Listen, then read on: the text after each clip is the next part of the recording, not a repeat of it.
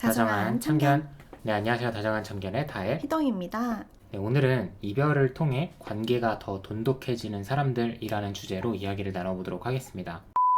만남과 이별을 여러 번 반복하는 사람들이 있는데 다수는 이러한 만남과 이별을 통해서 결국에는 완전히 남남이 되고 그 중에 일부만 관계가 더 돈독해지죠. 결국 남남이 되는 사람들은 이 헤어짐이라는 거를 감정적으로만 바라보게 돼요. 그냥 이 사람이 내 옆에 있었으면 좋겠다. 이 사람이 내 옆에 있어야 행복할 것 같다. 이 사람이 내 옆에 없으니까 내가 이렇게 힘이 드는 거다. 이러한 감정적인 생각이 나를 지배하기 때문에 내가 어떻게 해서든 이 사람과 다시 재회를 해야 된다고 생각을 하게 돼요. 근데 그만큼 감정적이었기 때문에 재회라는 현실을 마주했을 때 처음에는 잠깐 좋은데 다시 원래의 모습으로 돌아가서 우리는 안 맞았었구나 라고 생각을 하게 된다는 거죠. 그리고 헤어진 경험이 있잖아요. 근데 이 경험을 하나의 발판이라고 생각을 하지 않고 오히려 더 불안함을 가지게 되고 상대방을 더 시험하려고 하게 되고 그리고 작은 일에도 되게 크게 반응을 하기 때문에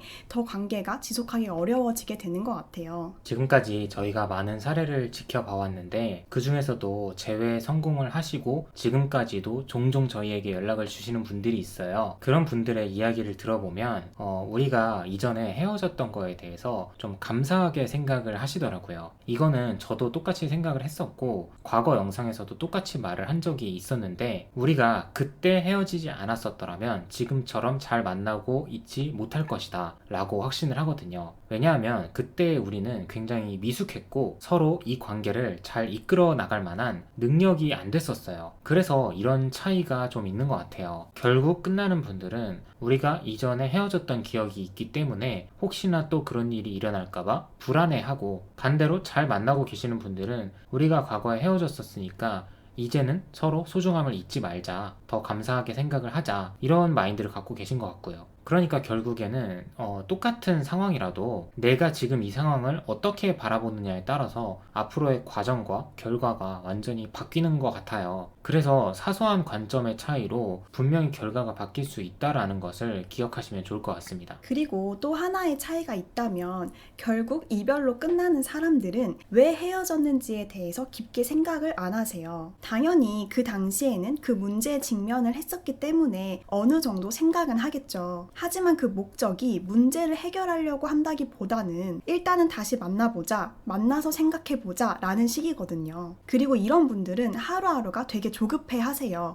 이 사람 없이 사는 이 하루하루가 너무 견디기가 힘이 드는 거죠. 그리고 또 하나는 극단적이에요. 이 사람을 만날 수 있다면 이렇게 행동을 해야지, 이게 아니라면 이 사람을 만날 수 없다면 나는 그냥 안 해야지, 이렇게 극단적인 생각을 가지고 계시더라고요. 반면에 이별을 통해서 더 돈독해지시는 분들은 조급하더라도 이 조급한 마음을 잘 컨트롤하려고 해요. 지금 당장 이 사람과 만나더라도 잘 안 된다는 걸 아니까 어차피 결국에는 똑같을 거라는 걸 알기 때문에 오히려 한 발 물러서려고 하는 거죠. 그리고 그 시간 동안 헤어지게 된 계기뿐만 아니라 연애를 전체적으로 바라보고 연애에서 문제가 되었던 것들을 더 깊게 알아보려고 하고 내 잘못을 좀 인정하려고 하는 태도를 보이시더라고요. 이게 저희도 늘 많은 분들의 이야기를 들으며 생각을 하지만 결국 이렇게 이별과 만남을 반복하면서 잘 되는 분들과 안 되는 분들의 결정적인 차이가 뭐냐면 우리가 겪었던 이 문제들을 보면서 이게 해결 가능한 문제인지 불가능한 문제인지를 이성적으로 판단을 한다는 거예요. 예를 들어서 서로 환경적인 문제가 있었어요. 금전적인 문제라든지 직장 문제라든지